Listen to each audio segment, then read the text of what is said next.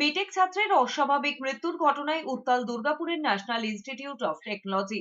ঘটনায় কলেজের ডিরেক্টর অরবিন্দ চৌবেকে ঘিরে বিক্ষোভ দেখায় ছাত্রছাত্রীরা। তুমুল বিক্ষোভের জেরে পদত্যাগ করেছেন শিক্ষা প্রতিষ্ঠানের ডিরেক্টর অরবিন্দ চৌবে। কলেজ সূত্রে খবর, মৃত পড়ুয়ার নাম অর্পণ ঘোষ। তিনি মেকানিক্যালের দ্বিতীয় বর্ষের ছাত্র ছিলেন। পড়ুয়াদের অভিযোগ, কলেজের অ্যাম্বুলেন্স সহ বিভিন্ন পরিষেবা থেকে বঞ্চিত করে রেখেছেন ডিরেক্টর। পড়ুয়াদের দাবি, পরীক্ষা খারাপ হওয়ায় আত্মহত্যার চেষ্টা করেন বিটেকের দ্বিতীয় বর্ষের ছাত্র অর্পণ। তড়িঘড়ি বন্ধুরাই তাকে হাসপাতালে নিয়ে যাওয়ার চেষ্টা করলেও কলেজের অ্যাম্বুলেন্স মিলছিল না। বেশ কিছুক্ষণ পর অ্যাম্বুলেন্স পেলেও হাসপাতালে নিয়ে যাওয়ার পথেই মৃত্যু হয় অর্পণের।